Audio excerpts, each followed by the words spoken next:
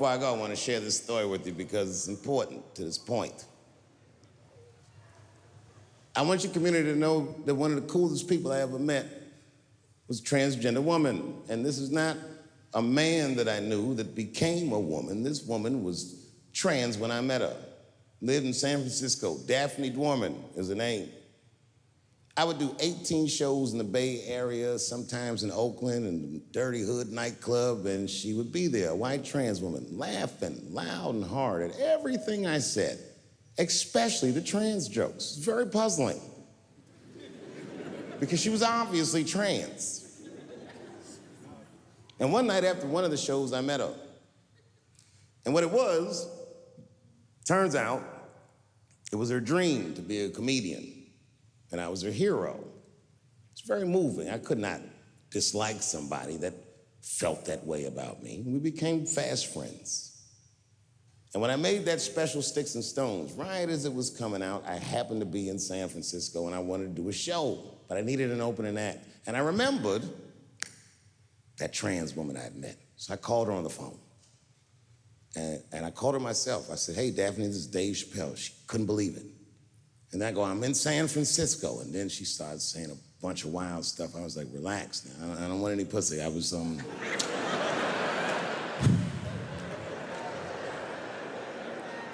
was calling because I'm doing a show and I need an opening act. And I was wondering if you'd open the show. And she was like, "Fuck yeah." Now, I didn't know this at the time, but this woman had only done stand-up comedy 8 times in her life. This is little to no experience. And now she's about to open a show for what many call the GOAT.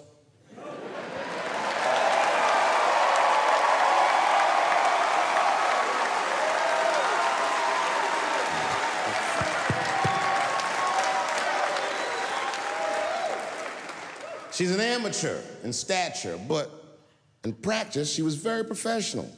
She showed up early, which is something I appreciate, because I like people to be on time. She was dressed to the motherfucking nines. I mean, I'm transphobic, and even I was like, "You look nice."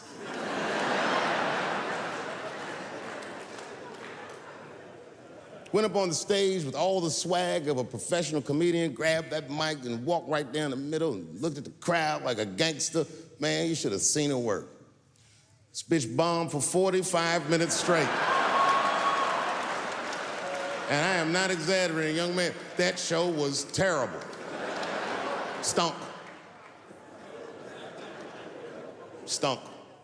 And then she brings me on and, you know, I was like a glass of water after a handful of salt. The crowd was happy to see me. I was killing it. But here's what impressed me. Any other comedian I've ever seen, if they had bombed as bad as she did, would have snuck out of the back of the theater and went home and cried or something. And she didn't do that. Not only did she not leave, she found a seat right up in front.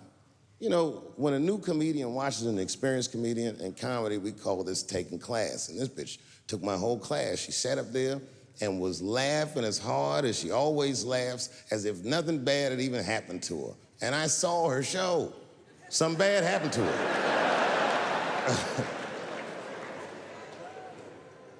She was drunk.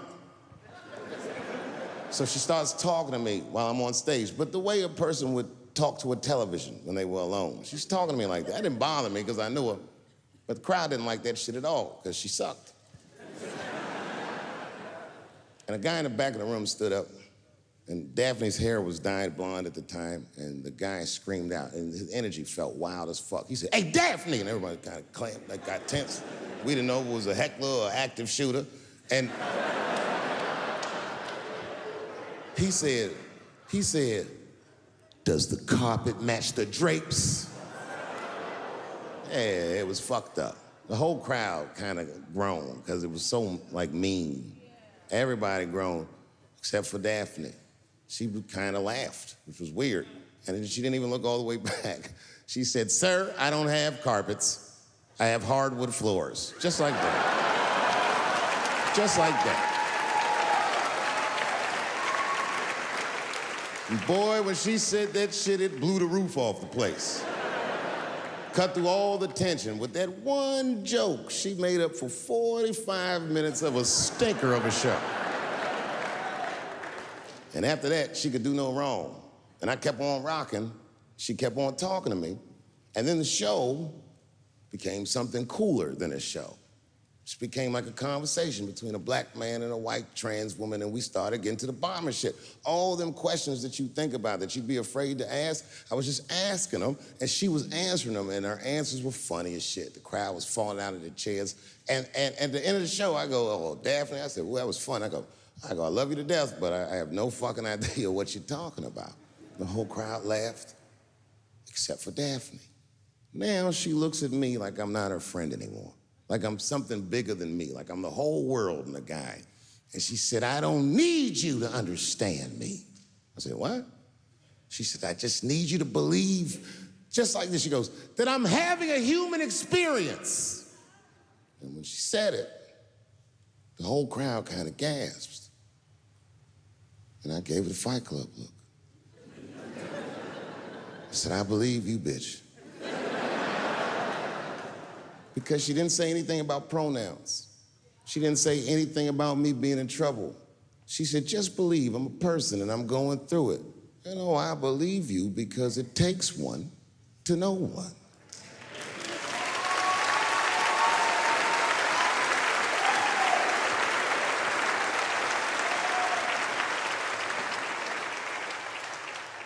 Then I told the crowd good night, and they start going crazy. And before the applause gets to its crescendo, I say, and don't forget my opening act, Daphne. And the crowd stood up, and I looked at her, and tears came out of her eyes. She couldn't believe it was happening. I couldn't believe it was happening because her show stunk. And it was a great night. I remember the late, great Paul Mooney was there, a bunch of fly-ass comedy niggas was there.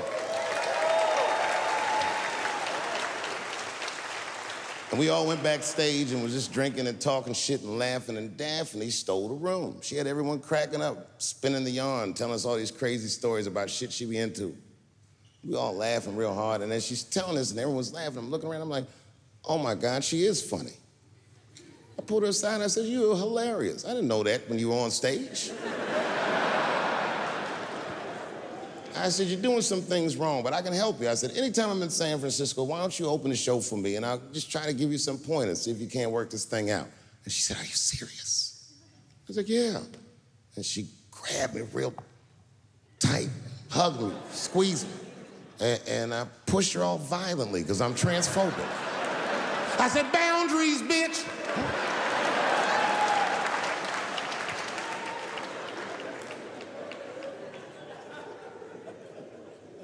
When Sticks and Stones came out, a lot of people in the trans community were furious with me, and apparently they dragged me on Twitter. I don't give a fuck, because Twitter's not a real place.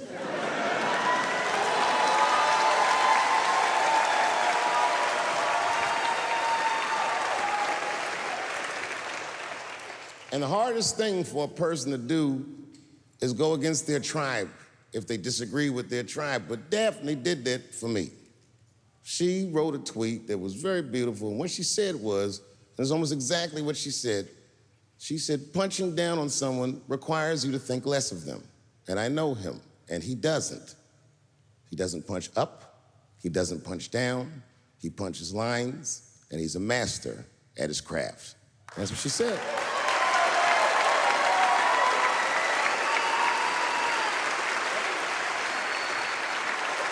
Beautiful tweet, beautiful friend. It took a lot of heart to defend me like that. And when she did that, the trans community dragged that bitch all over Twitter. For days, they was going in on her, and she was holding her own because she's funny. But 6 days after that wonderful night I described to you, my friend Daphne killed herself. Oh, yeah. It's a true story. My heart was broken. Yeah, it wasn't the jokes. I don't know if it was them dragging her, I don't know what's going on in her life, but I bet dragging her didn't help. I was very angry at them. I was very angry at her. I felt like Daphne lied to me. She always says she identified as a woman, and then one day she goes up to the roof of a building and jumps off and kills herself. Clearly, only a man would do some gangster shit like that. Hear me out. As hard as it is to hear a joke like that, I'm telling you right now, Daphne would have loved that joke. That's why she was my friend.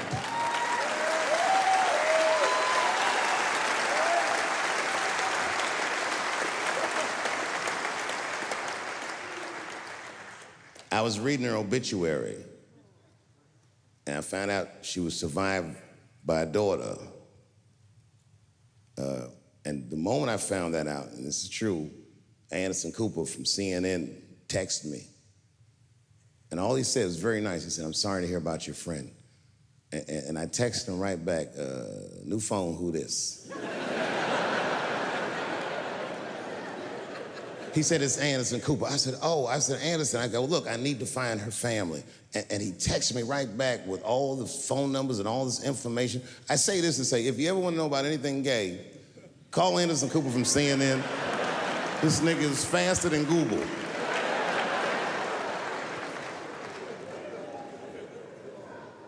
And what I did is I got in touch with the family and I started a trust fund for her daughter, because I know that's all she ever really cared about.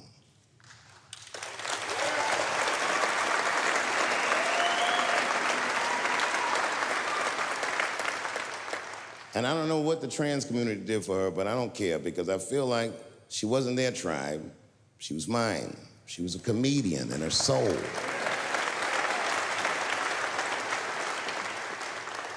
Her daughter is very young, but I hope to be alive when she turns 21, because I'm going to give her this money myself. And by then, I'll be ready to have the conversation that I'm not ready to have today. But I'll tell that little girl, "Young lady, I knew your father." And he was a wonderful woman.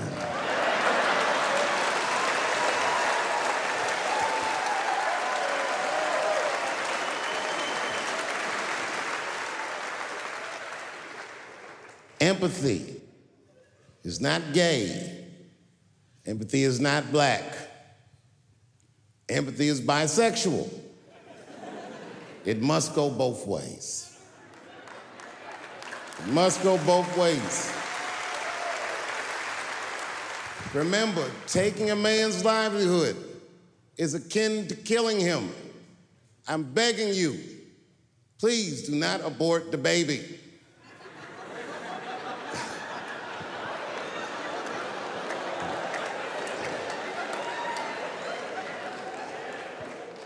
Kevin Hart dreamt his entire life of hosting the Oscars, and when he finally got the job, they just took it. It's not fair. They didn't kill him. Kevin's a strong guy. But I'm sure it broke old Clifford's heart. It's over. LBGTQ, LMNOP, QIZ, it is over. I am not telling another joke about you until we are both sure that we are laughing together. I'm telling you, this is done. I'm done talking about it.